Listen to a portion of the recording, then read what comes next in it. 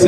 तकरीब ना जड़ा असल मकसद है माड़े साहब है जी असी कि अस सारे इकट्ठे हो और अगे तक कि अस किहड़े तरीके नाल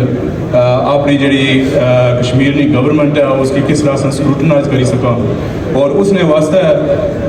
असा की दूर जाने की जरूरत कौन है। अस जिस मुल्क च रही रहे हैं उसने विच स्क्रूटनी प्रोसैस जोड़ा अस जे अपने बेशक उस तरह मैं हूँ काउंसलर और लीडर भी आया लूटन लिबरल डेमोक्रेट्स पार्टी ना अगर तको कि अस जरा सड़क पर कोई नुक्स होना आया या कोई प्रॉब्लम होनी है तो फौरी पहुँची जाने भाएं जो राती ने 12 होन फोन करने इतना असें कि कोई खड्डा पिया रोडे पर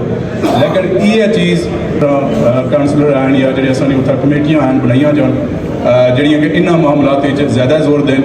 बेशक असानी आज़ादी ना जी मुहिम है वो है और जारी भी रही सी लेकिन उसकी थोड़ा अलग करना चाहिए और असली जी बुनियादी मसाइल है अपनी जी कम्यूनिटी ने उनकी पहले हल करना चाहिए। अगर अज अस सारे बंदे इकट्ठे हुए हैं तो इसका मकसद ये है कि अस इसका हल करना कोई तरीका लाना कि अस अगर किस टुरी सकने और अगर इस मामले अगर तुसें जरूरत है और इस कमेटी लुटने जी कमेटी बनाई गई है तो मैं भी हाजिर हाँ माड़ी जी अगर टीम है वो भी हाजिर है और इंशाल्लाह तुसां दी मदद करने